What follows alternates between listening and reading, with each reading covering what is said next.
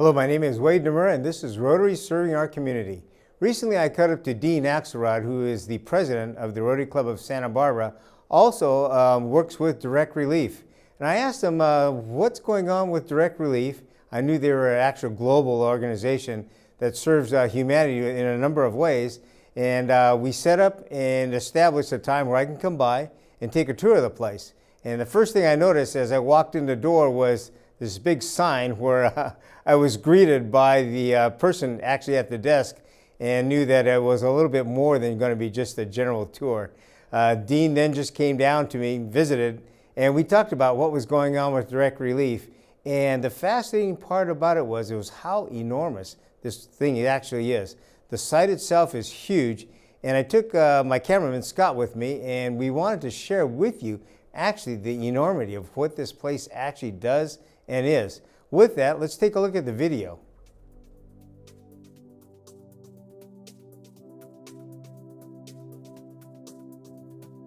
So here we are at Direct Relief, actually at the headquarters itself and the warehouse. With me today, I have Dean Axelrod, who happens to be also Rotarian and current president, right, of the Santa Barbara Club. That's correct. Very good. Well, Dean, thanks for hosting us for this event here. It's going to be good for the tour.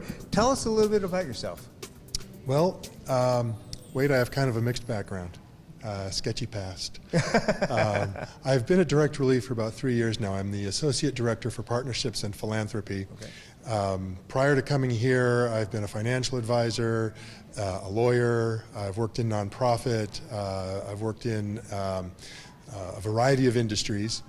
And arriving here at Direct Relief was kind of the culmination of a lot of different kind of experience where my job is to connect with people, right, to build relationships, help make sure that the organization has the funds it needs to do the work. But most importantly, it's building those relationships and connecting with communities nearby and abroad. And my involvement with Rotary has really been an important part of that. Good. And how did you get involved with Rotary? You know, when I came to Santa Barbara, I didn't know anybody. And I wanted to connect with business people, primarily who had similar values to mine. I wanted to build a community around myself of people who had respect for just operating at a higher standard, treating people right, whether it's their customers, their employees, their vendors. And I wanted to have a place where I knew I could go at least once a week, where I could, kind of just connect with like-minded people who shared those values. And I learned about Rotary, and it sounded like it was a perfect fit. It was the four-way test that sold me. As soon as I learned about the four-way test, I said, these are going to be people that I know I can be at home with. Great, and truly hooked now. You're serving as president, so that's right. That's taken another commitment above and beyond. Absolutely. And I see the two organizations just kind of matching out. Do you see it the same way, where it's all about service? Absolutely, it really is. I was really struck initially when I came to work at Direct Relief. I'd already been involved in Rotary for a little while, and I was really struck by not just the commonality of values, integrity, treating the donations that we receive not like that's our money, but remembering that it's someone else's money, right, and being very thoughtful about how that money is used to support other organizations, but also the areas of focus. When I looked at Rotary's approach to making the world a better place, and I saw alignments with Direct Relief's sort of programming pillars. Right. One of them that really got my attention was the maternal and child health program, right, disease treatment and prevention, and watching the way Rotary clubs around the world respond in emergencies, right, that aligned so well with Direct Relief. And as I learned more about the history of the organization, I learned that we have a long history of working with Rotary clubs to get the work done, especially in developing countries and in parts of the world where it can be very difficult to connect with the right kinds of local organizations to deliver medicines and medical supplies and get them where they're needed most. Rotary clubs know where the need is, they understand their communities, and they've been fantastic partners over the years. Great. Well, let's go ahead and get started with this tour. So okay, right now we are in Hatch Hall, I believe. That's right. So tell us a little bit about this place. It's pretty impressive. It's huge. Well, thank you. Hatch Hall is named for one of Direct Relief's longtime supporters, strong member of the community, and it reflects Direct Relief's intentions. When we moved into this was a facility that we built, custom built. We moved in about a year and a half ago, and we needed it because frankly we were running out of space in our old facility. We needed to upgrade infrastructure. There were regulatory requirements that the facility needed to meet. And as we embarked on the project, we wanted to also honor the community. And of course we did it through honoring donors through naming parts of the building for their generosity, but also in the creation of the building itself. So Hatch Hall is a multi-purpose space within our building that we use for staff meetings, but we also make it available to other organizations in the community. Oh, very nice. For events, for educational programming, for our own series of guest speakers. We work with some remarkable people all over the world, and when they come to visit, we like to make that available to the community to come and learn from them and hear what they're doing. Great. So like everything else we do at Direct Relief, we try to make the money go far, and so everything is adaptable and flexible. So some of the features of this room, which are terrific, are we have a state-of-the-art AV system, the monitor, we have AV, we have teleconferencing capabilities in the room, we have a skywall that drops down that divides the room in half. We have volunteers who work in the back half of the room in our volunteer center who come in and help us out every week. So it's a fantastic space, and I would encourage people to come by and have a look if they're interested in seeing it. Sounds good. Well, I got Scott here helping me out. Scott, well, let's do a little tour with the camera around this room. It's pretty impressive. And I'm guessing this actually seats quite a few people, a couple hundred people maybe? Yeah. Wow. And we can change the seating arrangement from tables like we have now, sort of classroom or auditorium style. We can bring in round tables for a more banquet kind of setup. We can take the tables out and just have people standing and mingling. We have a patio outside. It's a wonderful space for me to bring a guest and sit quietly and talk about the organization and their interest in providing support, or as part of a reception. Right. And with the doors, it connects quite well to inside and outside, so that's a good overflow. That's Santa Barbara. That is Santa Barbara. That is Santa Barbara. Use the outdoor living space. Absolutely. Well, that's great. Outstanding. And I see it's got good acoustics in here. Everything's done well. Great lighting. Yeah, exceptional. People seem to really appreciate is the aesthetic approach to the design of the building. Right. We wanted to make sure that every dollar spent on the construction of the building was going to bring value.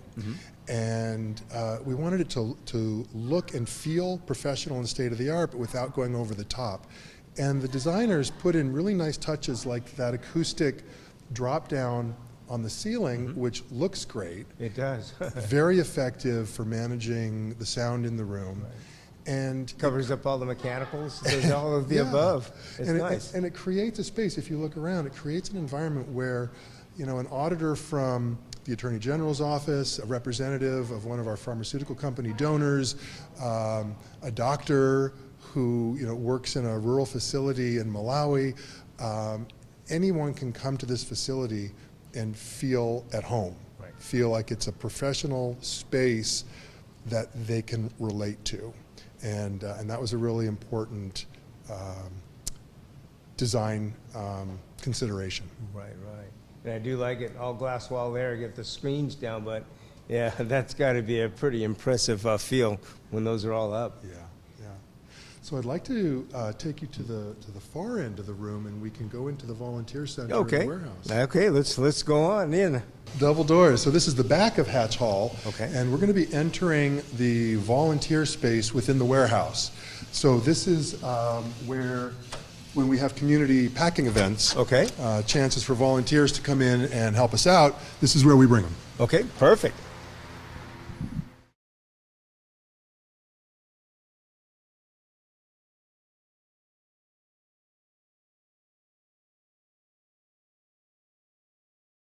This is quite impressive. Thanks, Wade. This is the Schlosser Volunteer Packing Center. Well, an interesting thing about Direct Relief's history, Direct Relief was founded in 1948 by an Estonian businessman, immigrant. He fled Europe during the Second World War to escape the Nazis. and made his home in Montecito, and after the war wanted to do something to help people who had been displaced by the war. And he set up this organization, privately funded with his own money. Wow.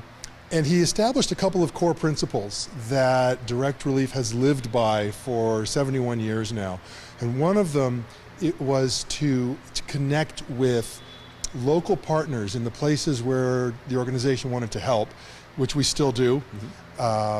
Rather than assuming we know best what a community needs, we look to the people who have a stake in those communities, who have a history there and a stake in the future, to find out what's really needed and how best to deliver aid.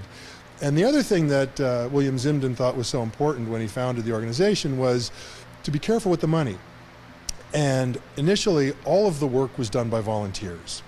And today, there's not a lot that volunteers can help with, because as you can see, if you look around the warehouse, it's a state-of-the-art, professionally operated pharmaceutical and medical supply warehouse. And unfortunately, volunteers aren't able to do the warehouse work. But for over-the-counter products, so non-prescription drugs, we can use volunteers to come in from the community, and we set them up in this room within the warehouse so they can be a part of that warehouse activity, but still comply with all the regulations that are intended to protect the integrity and the security of the pharmaceutical supply chain that we're a part of. Got it. So William Zimden's vision leads to two aspects of what you're seeing in the warehouse. One is we still like to use volunteers when we can, but we use paid staff for virtually all of our work. But most importantly, all the inventory you see here, probably close to, in excess of 95% of the inventory you see in the warehouse has been donated in kind by the manufacturer. Got it. Okay. Really important principle. We're still entirely privately funded, so we don't get any government grants. Wow. So making every dollar we receive go farther really matters. So by using best business practices, by leveraging those in-kind donations, every dollar that we receive from private donors can deliver many times that value in specifically requested medical aid. Great. So tell us real quickly for the audience, the reasoning for the barrier, the screen barrier you have, because you told me last time it had to do with regulations. Sure. Well, that's exactly right. So the regulations that we have to work under are very strict with regard to access to the warehouse. Okay. So it's very strictly and tightly controlled. So in order for volunteers to be able to be in the warehouse helping us pack products that are not prescription medicines, we had to create a secure space within it. So it's a warehouse space within the warehouse. Within the warehouse space. So the fencing that you see is simply a security access. Correct. So a forklift can come in, bring in some inventory, we'll set up tables, and we'll have volunteers pack hygiene kits, dental kits, emergency responder backpacks, and then the warehouse team can come in, pick them up, take them back in, put them into inventory, and we're still able to comply with the security requirements that we have. Very tight security around the warehouse itself. Excellent, excellent. It's a great idea, by the way, and this is a very large area. It's terrific. Yeah, it is great. Looking forward to a team of Rotarians to come in here and help us pack. We're waiting. Okay. Definitely waiting for that opportunity. Size-wise, what is the square footage of this? Because it's huge. It is huge. So the warehouse, the total facility, the warehouse and the administrative offices are 155,000 square feet. Wow. Now, to put that in perspective, we were operating out of 5 separate warehouses scattered around the city of Goleta. We had one primary warehouse, which was about 35,000 square feet. Okay. So this facility not only brought all of that inventory under one roof, it expanded the capacity. It's twice as tall as our previous facility. And most importantly, we were the first nonprofit organization, first charitable organization to be licensed to distribute prescription medicines in all 50 states. Wow. And the National Association of Boards of Pharmacy accredits the warehouse, but they accredit the physical facility. So before we moved in here, only one of those 5 warehouses was accredited to store prescription medicines. Okay. In our current facility, the entire space could be filled with prescription medicines if that was necessary. Got it. So it adds tremendously to the efficiency of the operation. And you'll see as we continue our tour, you'll see how the physical space makes it possible to do more. But it also just adds to the efficiency of bringing everything under one roof.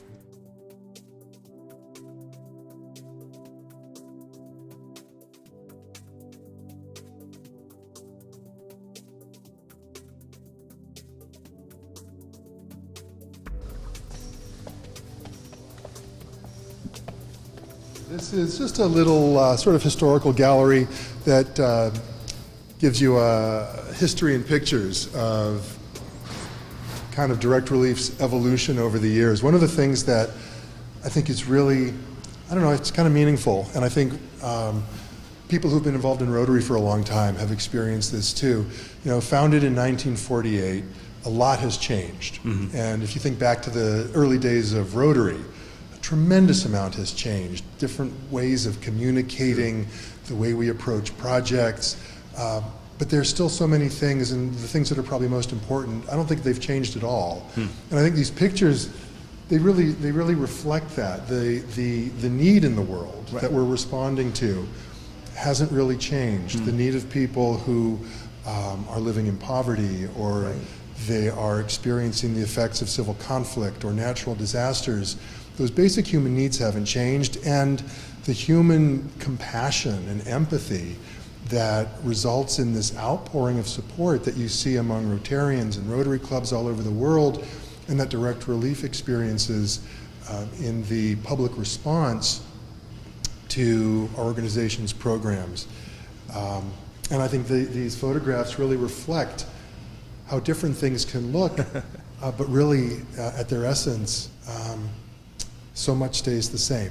True. It does show a good piece of your history. Yeah. It's a nice documentation of all the things you do. So I'm going to walk us through the upper part of the warehouse here. We have a catwalk that lets us get a bird's eye view of the warehouse. And again, we're in compliance, so we're not in the warehouse where we shouldn't be. But we'll be able to get a good view of it. So this is what section of the warehouse then? We just came through the doors.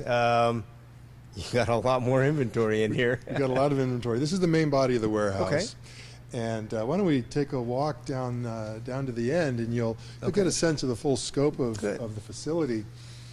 Direct Relief has worked very hard over the years to adopt the best practices and technology and the tools of the business world, where there's a wonderful profit motive to drive innovation and efficiency that's often missing in the charitable world. Got it. So looking to the world of business for those innovations that we can adopt has enabled us to grow and become more efficient over time. So one of the things that we may see in the warehouse, for example, is the automated inventory management system. Now, you won't be able to see it directly because it's in a computer hidden away, but what you will see is the way it's used. You'll see the warehouse team driving through the warehouse on forklifts and other vehicles to either put material into inventory or to be pulling it out to fulfill orders. And you'll see them wearing headsets. And the headset is a voice-to-pick system telling them, kind of like when you use your car navigation system. You tell it where you want to go. And if you use an iPhone, Siri jumps in and says, okay, Wade, start your route, go to the end of the road, turn left. Well, we have Jennifer, who tells the warehouse team, they tell it what order they're putting together. And Jennifer will tell them which part of the warehouse, which quadrant, which pallet space, they're all labeled. I see that. And what to pull. That's amazing. And they repeat back into the microphone what they've pulled so that they can do a quality check in real time. Got it. The whole system runs on SAP enterprise management software. Also donated in kind by SAP a number of years ago. And that has enabled us to really scale up. The amount of data that Direct Relief manages just for the inventory is astronomical. But we've also been able to use SAP to manage a whole range of data that lets us make better decisions faster True. and deliver aid more precisely than ever. Literally. Yeah, I could see that, especially in times of disaster. You literally have an instant number of your inventory and what you could move. We know exactly what we have. Yeah. We know where it is. Yeah. We can bring inventory in faster. And decision making about how to deploy and how to mobilize that inventory is really important. So you and I were talking earlier about Direct Relief's response to the wildfires in Australia. In Australia, yes. So one of the things that our data analytics team did very quickly was pull together mapping data in real time so that we can see, and we make it available to the public and the authorities in Australia and other organizations like Rotary that is working with us jointly in this response, to be able to identify population movement so we know where the people are who need assistance. Got it. And to get a sense of the scope and the evolution of the fires. So not only do we use the system to manage the inventory, but we also use it to make good decisions and to help others work with us to make better decisions, more precise decisions in the delivery of aid. Wow. So you're on, for example, Australia. What is your anticipated delivery date for that response? Well, the first shipment of N95 particulate respirator masks was put on a donated Qantas Airlines flight yesterday afternoon around 5 o'clock. Wow. It should be arriving, might even be by now, Wednesday Australia time. I think they're 14 hours ahead, so we can do the math. That first shipment, Direct Relief made an initial commitment of its entire inventory of respirator masks, which is about 500,000 masks. Wow. The first shipment was just under 98,000 masks. Okay. The Rotary Club of Melbourne has a warehouse facility, and those masks are going to be delivered to that warehouse for further distribution. And we're working with the Rotary Club to identify other clubs that can hopefully be a part of a broader distribution with the follow-on shipments that we're preparing now. Okay. Wow, that's impressive. That is good. And it sounds again like Rotary's quite the partner, helping you out quite a bit with these. Tremendous partner. It's another example of trusting the local civic organizations to know what's needed, where it's needed, and how best to get the aid to the people who need it. And having their own site. It's instant. Absolutely. Great. And at the same time, that doesn't detract from other organizations and government agencies that are also doing the work. But every organization has its area of focus, and nobody can do it all. Right. So these partnerships, which is so much making connections, is so much what Rotary is about. Right. And it's the way Direct Relief has always done its work in order to do it more effectively and more efficiently. Exactly. Oh, that's great. Why don't we continue down to the observation platform? Sounds good. And I'll show you the next fulfillment area. So this is where everything sort of comes to a head. Okay. So on the close side of the warehouse, closest to us, is where inbound inventory would come in. Okay. So a truck will pull up to those bays. Now you'll notice, if you look around the warehouse, there are no windows with the exception of those little slits in the bay doors. Right, okay. That's for security. That's part of the regulatory environment we're in. Okay. There are no windows. You don't see any skylights. A little more kind of background about the building. So Direct Relief delivers aid throughout the year on an ongoing basis to support locally run health facilities that are serving people who are either living in poverty or affected by disasters or other emergencies. And that's probably 85% or more of what we do. Our emergency preparedness and response program is where we get probably 80 to 90% of the attention that the organization gets. But it's a relatively small percentage of our actual work throughout the year. But because we're a critical emergency response organization and we're part of the county and the state of California's emergency response infrastructure, it's really important that this place can continue to run when there's a natural disaster here in Santa Barbara, in California. So this was built to 125% of the required earthquake seismic standard. It was built entirely out of concrete walls in order to be fire resistant. It is temperature controlled and humidity controlled 24/7. We have a backup power system. We have almost 1,000 solar panels on the roof and a Tesla smart power grid installed so that we can operate in island mode. if power to this area gets cut off, Got it. either because of a wildfire, an earthquake, or Right. preemptively to avoid a fire under high wind conditions, as we've seen recently. Which we're doing now, exactly. So not only is Direct Relief able to continue to operate under the most extreme circumstances, but we also have backup excess power that we can use, and we made that available during our last fire emergency here, where the public and first responders could come to Direct Relief and use our backup power to recharge devices. And right. we were able to deliver mobile power to health facilities in order to keep them running. Got it. Something that's really critical in the modern healthcare system. Even those facilities that are serving the most vulnerable are still using state-of-the-art medical record systems. They are still using equipment that requires electricity to run. Right. They need refrigeration to store insulin and vaccines and specialty medications. All that requires electricity. Right. So Direct Relief is working to provide solar power and backup power to facilities in emergencies. Wow, that's great. Looking around too, I see you have a few employees working around. How many people do you actually have manning the warehouse area? We have about 25 people in the 25? warehouse. Okay. I think we came at lunchtime, isn't it?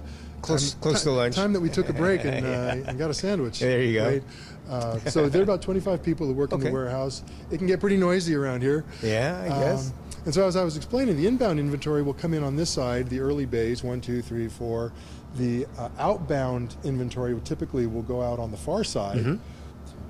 When the team is going through the warehouse and pulling products off the shelves, they'll bring them into the center of the warehouse here. They'll organize them into pallets and shipments.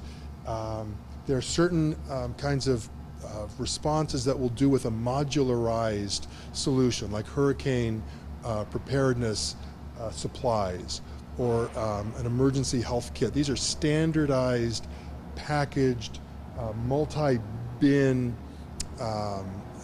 products that are designed based on experience and working with the first responders and the medical providers so that they have what we know they're going to typically need in any of these kinds of situations. So they know what they can expect when they place an order Right. for supplies. They know exactly what they're getting. Exactly. Yeah. So that'll all be put together in the center area of the warehouse. It'll be then, the pallets will be wrapped for larger shipments, and then it'll be put on the shelves while we're waiting for paperwork, customs paperwork to be processed, or we're waiting for the shipping to be arranged. And on the far side of the warehouse, you'll see smaller shipments being prepared. Those smaller boxes are typically going to be our U.S. program. Okay. So the United States, most years, is the largest dollar value recipient of Direct Relief's aid of anywhere in the world. We're delivering aid to probably around 100 countries right now, and the U.S. typically receives the largest dollar value amount of any other country. Now, we ship on an ongoing weekly replenishment basis to U.S. clinics and through FedEx, which donates about $4 million plus a year of air freight credit to us. And so that'll all go out air freight on a weekly basis. And these larger shipments are either going to be for a massive emergency response or a more typical international response, ongoing support, where larger volumes will go out on a less frequent basis. You got it. Well, that's great. Outstanding. Sounds like you definitely have it together on this. We have a board too on this side I remember seeing last time. It was pretty impressive. This is a display that provides us with real-time updates on our warehouse operation. Okay. So I mentioned that we use SAP. SAP is basically, you can think of it as a massive database. A lot more than you can do with an Excel spreadsheet. And you have to take that data and turn it into something that humans can look at and work Right. with and make decisions about. Right. So we use a product called Click, which is a visualization product that takes all that data, and we get to decide how we want to look at it, how we want to be able to drill down. So what we're seeing here is outbound shipments, and these screens, these displays will circulate data. We'll see outbound, we'll see inbound, we'll see warehouse status and activity. So we have a real-time snapshot of where we are with a variety of orders, and you can see the various countries that we're working on right now, as well as the status of those orders as they're being fulfilled. You got it. And at the far side is your actual warehouse changes? Yeah, you can see on that warehouse that warehouse display the evolving capacity of different parts of the warehouse, so that the warehouse management team has an easy way at a glance to get an understanding of where we are, what our capacity is. You know, if you've worked with data, and I know you have, you know, human beings do really well visually, and as a rule, we don't do as well when we're just looking at numbers. Okay. So if you look at a spreadsheet full of numbers, it's not always as meaningful as being able to see what is effectively a map. And speaking of maps, our warehouse activity display just turned over to a map display of the aid that we've provided in the current fiscal year. Our fiscal year runs like Rotary from July through the end of June. So we're about halfway through our fiscal year, and you can see a color-coded map that's showing where aid is going. We'll often take maps like this and we'll overlay it with other data that shows us where the need is and how the need may be evolving in different programs, so we can see if we need to redirect or retarget some of that aid. Yeah, that is impressive. Now, everything that we do, all the aid we deliver, Wade, is specifically requested. Okay. Direct Relief is kind of a bottom-up organization in terms of figuring out where the need is and what's needed. We don't ship anything that hasn't been specifically requested. Our health facility partners will place requests for supplies through an online portal. Okay. And our pharmacy team will evaluate those orders, make sure that we're distributing what we have as equitably as possible, and then the product goes out, and we're able to monitor especially high-value shipments in real time. Our cold chain capability is unmatched. One of the things that I wanted to point out, if we look down back toward the shipping bays again, you'll see a room in the corner there. It says BD Global Health Pharmaceutical Cold Room. Got it, cold room. That is that's a room that's the size of a typical single-family home that is just for storing cold chain medicines, vaccines, cancer drugs, insulin, hemophilia treatments, all these products that have to be kept cold within a very precise range. That'd be polio vaccines too. Absolutely. The shipping has to be carefully monitored to make sure that they stay within a very tight temperature range throughout the shipping process. Right. So all of that is monitored in real time with state-of-the-art shipping and monitoring technology to make sure that when the medicines get where they're going, that they're still effective and still at the highest level of quality. Wow. Fundamental principle is that the people who benefit from the work that Direct Relief does shouldn't have to do with anything that's lower quality than what you and I can get when we go down to our corner drugstore. Wow. And that's really important. That's great integrity on your part. Good for you. It's about treating people with respect, and it's about treating the countries where we're working with respect. The communities, either in the U.S. or abroad. There's no reason why anybody should get anything less when it's there, when it's available. The manufacturers have it and want to give it and want to do the right thing and help make the world better and help make people's lives better. And so there's no reason not to do it. Definitely so. Outstanding. That's great. I guess we could move on back. Actually, real quick before we do, you want to go through one of these lines? We're looking at a chart right now, but just a little brief explanation of how that is read. Sure. Some of it is kind of warehouse technical, but the gist of it is we'll see an order number. It's called a delivery number, and if you were sitting at your desk looking at this, you'd be able to click on that delivery number and get more details about that order, what's in that order, and where it's going. And so you'll see as we go across, you'll see the order number, the country where it's going. You'll see the program. And programs are defined really just as operational, to organize our operational efficiency around the idea. It'll have the departure date, estimated delivery time, and locations relating to the logistics process, whether it's going by air or by sea, whether it's a cold chain shipment. Got it. And again, is it hazardous material? and just important key key data points that help the warehouse and operations team track and make sure that delivery is happening when it's supposed to happen, where it's supposed to happen, and that we're meeting our quality standards. So this one syncs to real time overall? Yeah. All day long? All day long updated. That is impressive.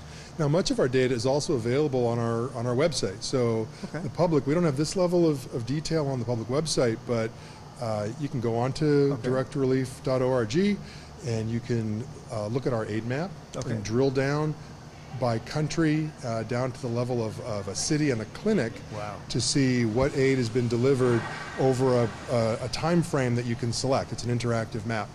And there are other maps that show our hurricane preparedness and response program, story maps that talk about maternal and child health, the kinds of support that we're providing, and how Direct Relief is making an impact and why it's so important that we be doing this work. So there's a lot of great information if any of your viewers are interested in digging a little deeper and learning more about why this work is so important and how it's being done and how all of this $1.2 billion wholesale value of medicines and supplies, how that's being mobilized around the world. That's all available and transparent to the public. Perfect. Well, that sounds good. I'm sure we're going to have people looking at that, including me. All right. Yeah, it sounds interesting. Very interesting. Well, we have any other sections here that you want to show us around? No, you've seen the warehouse. Okay. Why don't we head back out? Okay. Sounds good. All right.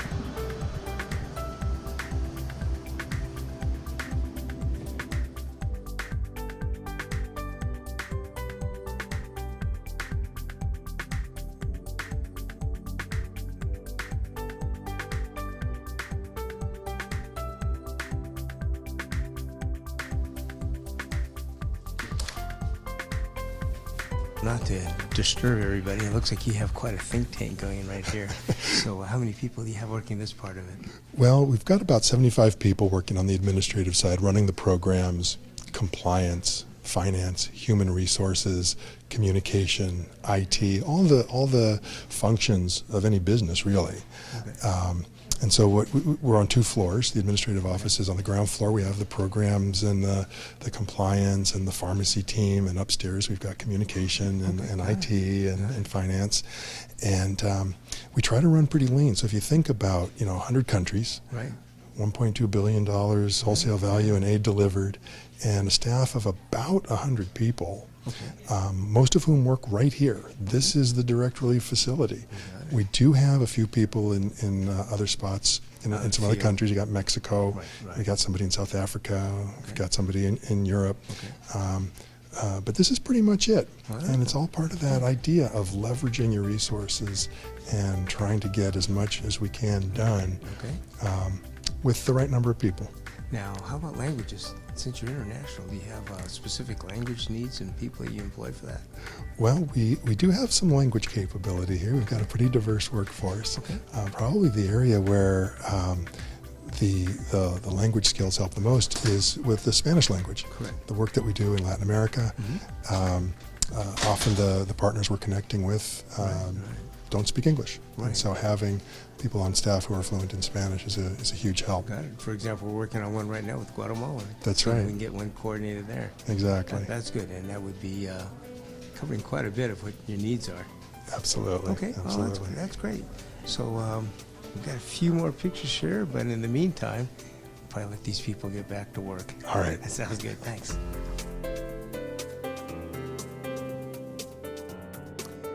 I'd like to thank Dean for that video tour. I mean, amazing, as you could see, making differences around the world. At the same time we did the tour, there's large fires going on in Australia, and we were able to see firsthand how Rotary and Direct Relief would work together in partnerships. There were 500,000 masks that were to be delivered to Australia, and the way that Direct Relief was going to do it, the distribution of all these masks were actually going to be done by Rotarians on the ground in Australia. So the partnership actually worked out well. The first shipment just recently went out. 91,000 masks were sent to Melbourne, and they were going to be distributed by the Rotarians in that area. As you can see also that Rotary is reaching outward above and beyond just Rotarians doing the work but also with these organizations with like-minded thinking. With that, take a look in your area of areas and groups that you could see that may be able to help you out, also doing the same thing. With that, thank you very much, and we will see you next time.